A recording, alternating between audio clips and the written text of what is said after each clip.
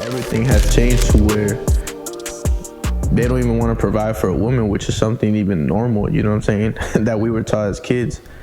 So I think that we have to bring back that type of old school teaching. It shouldn't even be old school, right? It should be like something that's normal. Like if you're a man, if you're married, you should, I understand some people can't even provide for their family fully by themselves, because that's an issue a lot of people have brought. But I think that you should strive to do that. That should be one of your goals. I think when you have a helper, you kind of get used to that and you don't go as hard. But if you have like that mentality of I'm gonna provide, I'm gonna be the one providing for the house, my wife never gonna work, she was gonna help me at the house with the kids, you grind different, you know what I'm saying? Because you know you're not gonna have that help. Maybe she does help you out of love, and that's understandable, but your goal should always be, I'm gonna sit there and provide for my family, I'm gonna protect my family, I'm gonna be the one to say, I'm gonna put the family on, you know what I'm saying? Because that's how I was. I know that's how you were, that's how you are, you know what I'm saying? No matter what, we try to provide for our family.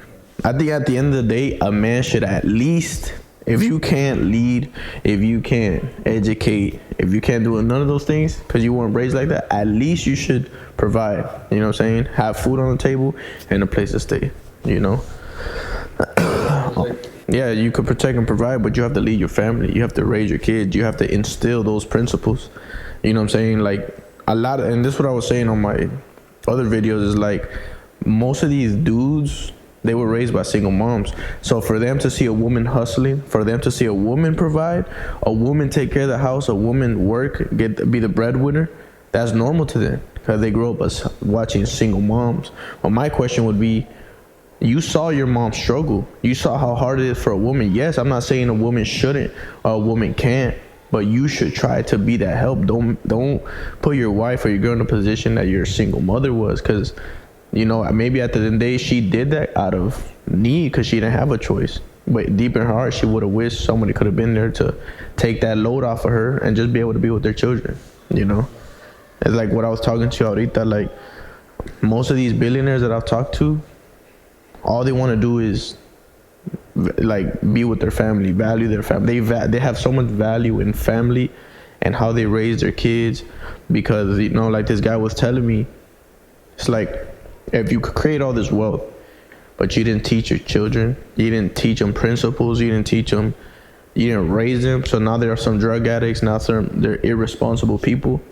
That wealth that you leave them is not gonna last. They're gonna spend it, or you're just gonna make their addiction even worse, because you give an addict some money, he's gonna kill himself.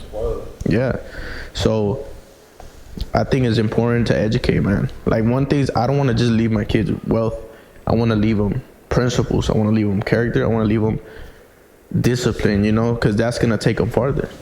Because that's what took me to where I'm at now. Those principles. It wasn't that no one left me any inheritance, but I had principles, I had morals, and that made me a valuable man, which then I was able to attain wealth, you know, which 90% of these dudes or men that I deal with on a daily basis, a lot of them don't even have that, like principles.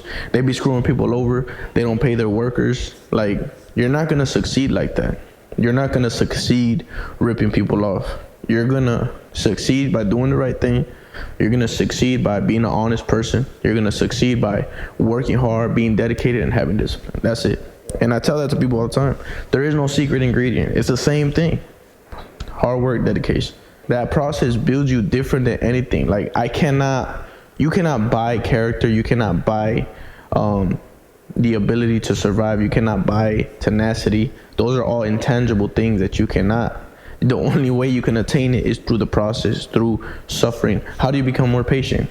You are forced to be patient, and you learn to be patient. You can't sit there and just learn to be patient if you don't have no need to be patient, you know? And that was one of my weaknesses for my whole life. I was very impatient. I think I'm still very impatient, but I've learned to be more patient, you know? And I think my kids have been a big factor in that. And the fact that they've taught me patience, that you can't just snap on kids like that, like other parents, because you don't want to repeat the same cycles, right? We're trying to break curses. So all them things are taught on the way, you know what I'm saying? Prevail, the ability to prevail, the ability to go through hardship and keep going. You're in the middle of the storm. Like, I take pride in that type of stuff. Like, That's why I always talk about stoic things, that it's like embrace the process, embrace the pain, embrace the hardship, because that is the way you need to go. Like every obstacle you conquer it takes a different part of you.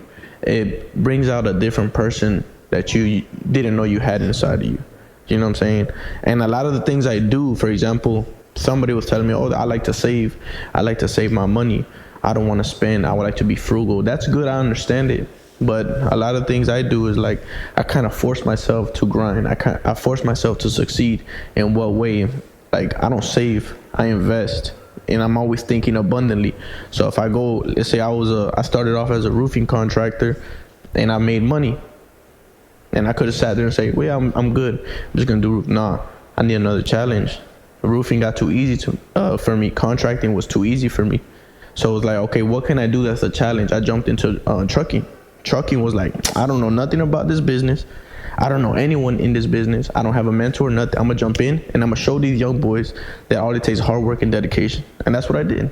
And the company is growing, and we're projecting next year to do very big moves. You know, hopefully we get some leverage with the president, because I've learned on the way that trucking is linked a lot with politics. I've learned that. I didn't know that. But now that I learned that, now I see what, like, it's been a process that God has been bringing me to, because it was like I jumped in when it's low, the low market, everything's cheap, but I got all my trucks cheap, I'm getting the trailers cheap. And I learned that once the presidents change, or let's say the politics favor the trucking, the gas prices go down, all this type of stuff, the value of those semis, the trailers and all the loads go up. So it's like, damn, I got in a perfect time, you know? So, you know, and at the end of the day, I understand that I'm blessed.